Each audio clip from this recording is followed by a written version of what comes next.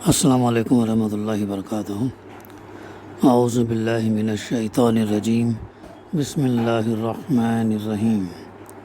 عما یتساءلون عن النبأ العظیم الذی هم فیہ مختلفون کلا سیعلمون ثم کلا سیعلمون۔ صدق اللہ العلی العظیم۔ رب اشرح لی صدری ویسر لی امری واحلل عقدۃ من لسانی یفقہوا قولی رب زدنی علما۔ یہ لوگ کس چیز کے بارے میں پوچھ گچھ کر رہے ہیں؟ کیا اس بڑی قبر کے بارے میں جس کے متعلق یہ مختلف چیمے گوئیاں کرنے میں لگے ہوئے ہیں؟ ہرگز نہیں، ان قریب انہیں معلوم ہو جائے گا۔ ہاں، ہرگز نہیں، ان قریب انہیں معلوم ہو جائے گا۔ سورہ النبأ کی ابتدائی 5 آیتیں، اس کی تلاوت اور ترجمانی ابھی ہم نے سماعت کی۔ گزشتہ سے اس سورت کی تفسیر کا سلسلہ کا آغاز ہوا اور ہمارے مطالعے میں اس کا بیک گراؤنڈ آیا، پس منظر اس سورت کے نزول کے متعلق، اور اس کا جو موضوع ہے، مضمون ہے، وہی جو قیامت اور آخرت کے دلائل اس میں دیے گئے ہیں، اور اس کو ماننے یا نہ ماننے کے نتائج سے جو ہے لوگوں کو خبردار کر دیا گیا، بتا دیا گیا۔ مانیں گے تو کیا اجر ہے اور نہ مانیں گے تو کیا سزا ہے۔ اور بھی باتیں اس ضمن میں، توحید، رسالت، آخرت کے اوپر جو باتیں اس کے اندر آئی ہیں۔ اب ان آیات کے اندر اس کی تفسیر میں یہ لوگ کس چیز کے بارے میں پوچھ گچھ کر رہے ہیں؟ کیا اس بڑی خبر کے بارے میں جس کے متعلق یہ مختلف چیمے گوئیاں کرنے میں لگے ہوئے ہیں؟ تفسیر ہے، بڑی خبر سے مراد قیامت اور آخرت کی خبر ہے، جس کو اہل مکہ آنکھیں پھاڑ پھاڑ کر سنتے تھے، پھر ہر محفل میں اس پر طرح طرح کی چیمے گوئیاں ہوتی تھیں۔ ظاہر ہے کہ یہ ابتدائی صورتوں کے اندر قیامت کے مناظر کا تذکرہ، آخرت کے بارے میں بتایا گیا، تو اس کے تعلق سے جو ہے وہ لوگ سنتے تھے اور اس بات کا ان کو یقین نہیں ہوتا تھا۔ یہ بات بھی ہمارے سامنے بار آ چکی ہے۔ تو ان کا سوال یہ ہوتا تھا کہ جب ہم مر جائیں گے، سڑ جائیں گے، ہڈی ہماری کچھ جسم کا حصہ باقی نہیں رہے گا، پھر ہم دوبارہ کیسے زندہ ہوں گے؟ یہ ان کا اکثر سوال ہوتا تھا۔ تب یہ چیمے گوئیاں جو صورتیں نازل ہوتی، اللہ کے رسول صلی اللہ علیہ وسلم پہلے 1-2 سال تو خفیہ طور پر قریبی اپنے دوست احباب کے اندر، رشتہ داروں میں بات کو یہ پیغام پہنچانا شروع کیے، قولوا لا الہ الا اللہ تفلحون۔ پھر دھیرے دھیرے جو ہے بات جب پھیلنے لگی اور جب قیامت کے مناظر کی صورتیں ان کے سامنے آنے لگی، تب وہ جو ہے آپس میں وہ لوگ کیا کرتے تھے؟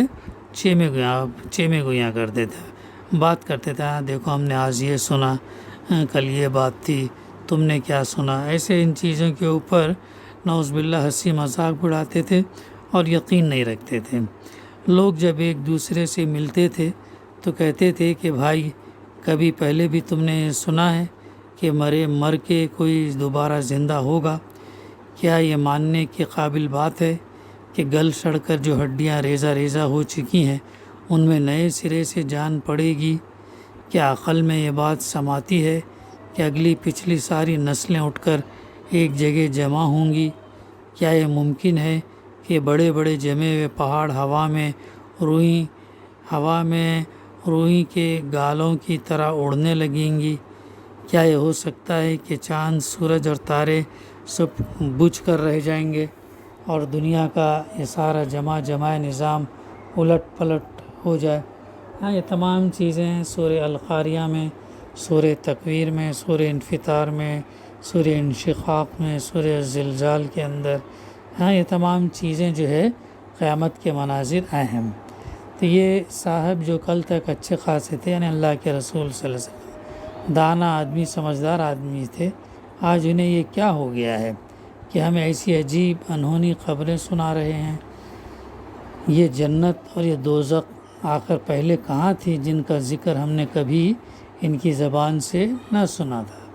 کیونکہ مکے میں اللہ کے رسول صلی اللہ علیہ وسلم کی پیدائش 40 سال تک جو ہے، جب تک نبوت سے سرفراز نہیں تب تک آپ مکہ میں ہی تھے، سفر وغیرہ بھی کرتے، تو آپ کے اخلاق سے تو یہ لوگ بہت متاثر تھے، آپ کی صداقت، امانت، سچائی، اور اسی بنیاد پر یہی لوگوں نے آپ کو الامین کا لقب دیا تھا، تو اتنا گرویدہ تھے۔ لیکن جو ہی آپ نے جب یہ بات پیش کری، قولوا لا الہ الا اللہ تفلحون، کہو لا الہ الا اللہ تو تم کامیاب ہو جاؤ گے، تو وہیں سے مخالفت جو ہے شروع ہو گئی۔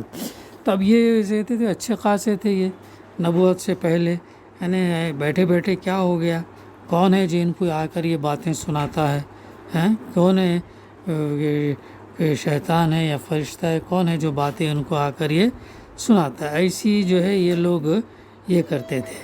اب عجیب و غریب نقشے ہمارے سامنے انہوں نے ہمارے سامنے کھینچنے شروع کر دیے ہیں، ایسا بتایا گیا۔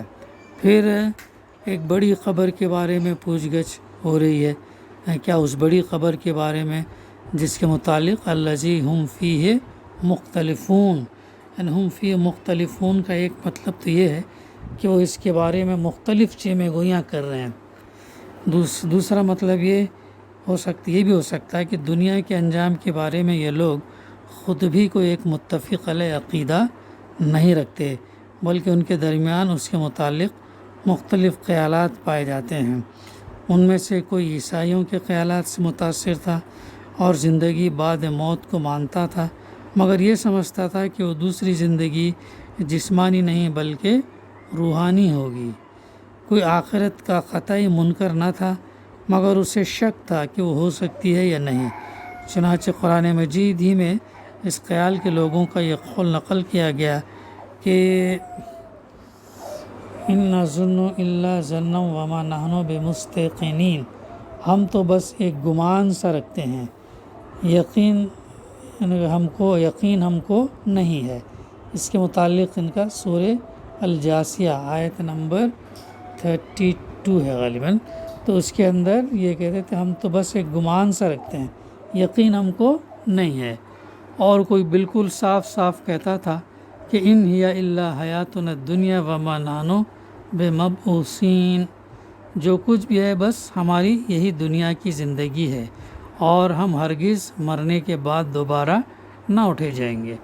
آج بھی انکار کرنے والوں کی کثیر تعداد جو ہے اس خیال پر جمی ہوئی ہے کہ جو کچھ بس ہے ہماری یہ دنیا کی زندگی ہے، یہیں پر کامیاب ہوئے تو کامیاب ہوئے، یہیں نہیں ناکام ہوئے تو ناکام ہوئے۔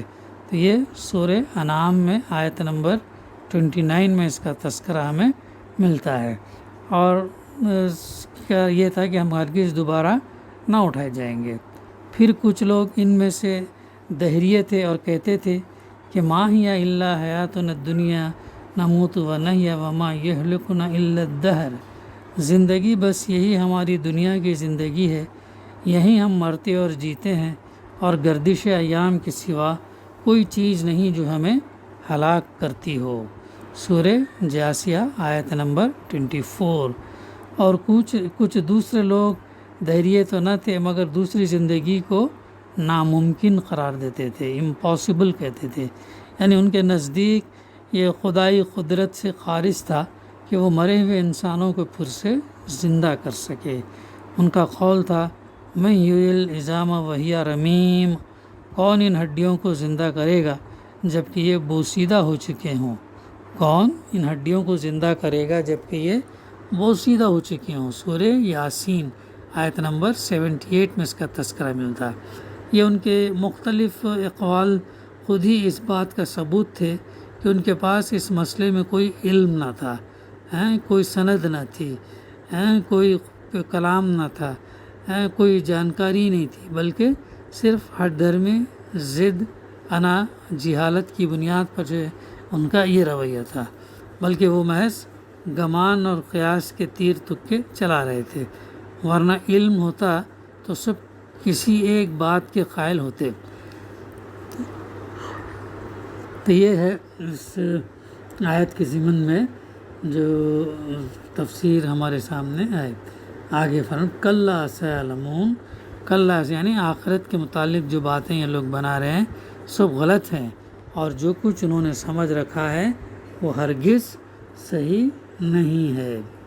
ثم کلا سیعلمون، ان قریب انہیں معلوم ہو جائے گا، ہاں ہرگز نہیں، ان قریب انہیں معلوم ہو جائے گا، یعنی وہ وقت دور نہیں جب وہی چیز حقیقت بن کر ان کے سامنے آ جائے گی جس کے بارے میں یہ فضول چیمیں گوئیاں کر رہے ہیں۔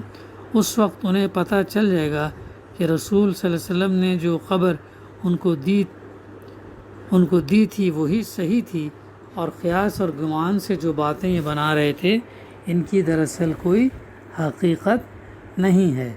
تو یہ جو ہے ان کو یہ بتایا جا رہا ہے، اس طریقے سے ان کا جواب دیا جا رہا ہے کہ یہ لوگ یہ کہا کرتے تھے۔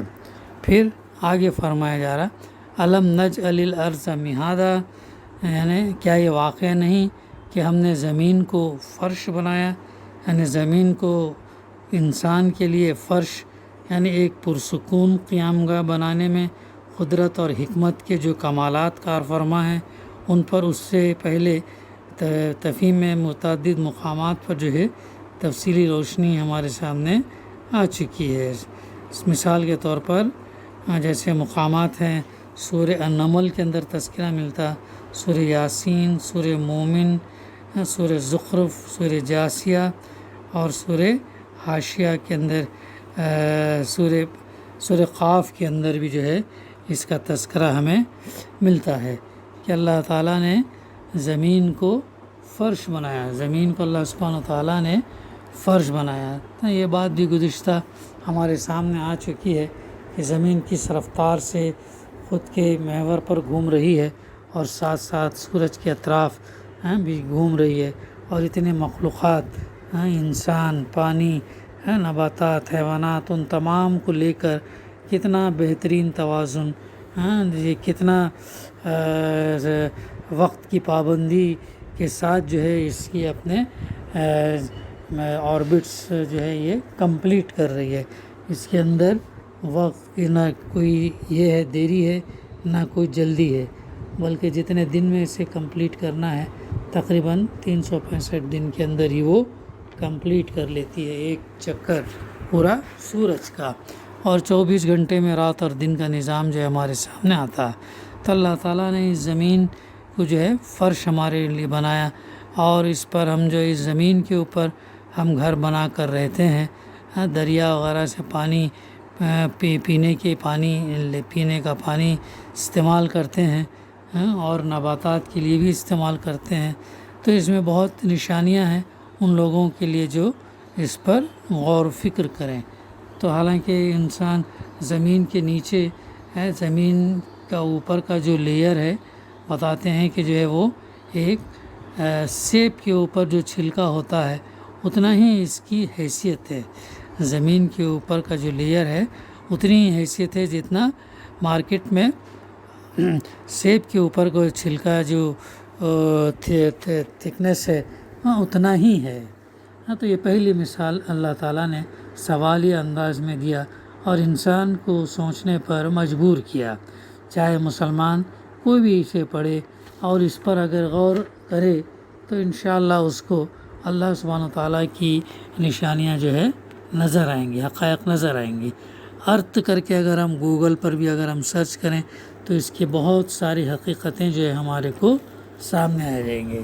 تو اللہ تعالیٰ یہی فرما رہا ہے کہ واقعہ نہیں ہے کہ ہم نے زمین کو فرش بنایا، پھر والجبال اوتادا، اور پہاڑوں کو میخوں کی طرح گاڑ دیا۔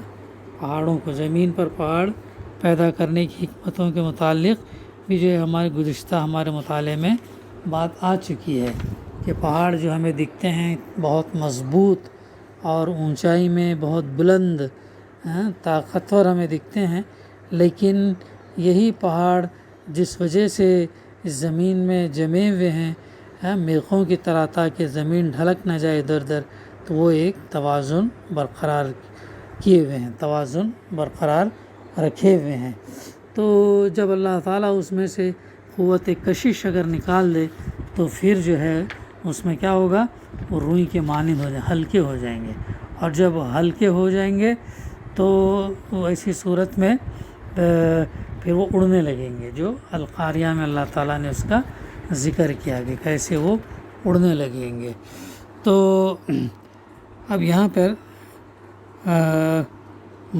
فی ظلال القرآن میں مفسر سید قطب شہید لکھتے ہیں، پہاڑوں کا زمین کے لیے میخیں ہونا ایک ایسی حقیقت ہے جسے پہاڑ کی ظاہری شکل کو دیکھ کر انسان مجرد اپنی نظر سے پا سکتا ہے۔ واقعہ یہ ہے کہ پہاڑ ان میخوں سے بہت زیادہ مشابہ نظر آتے ہیں جن سے خیمے باندھے جاتے ہیں، ٹینٹ باندھے جاتے ہیں۔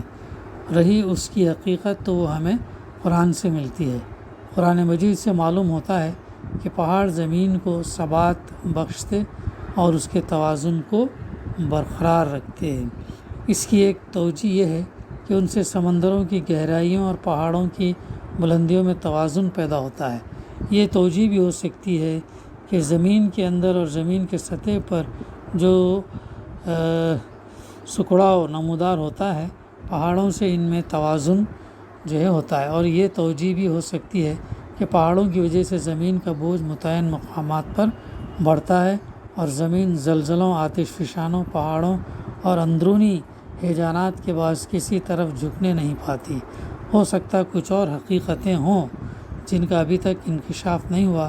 کائنات کے کتنے ہی قوانین اور کتنی حقیقتیں ہیں جو انسان کے علم میں نہ تھیں، قرآن نے ان کی طرف اشارہ کیا اور سینکڑوں سال کے بعد انسان کو ان کا کچھ علم ہو سکا۔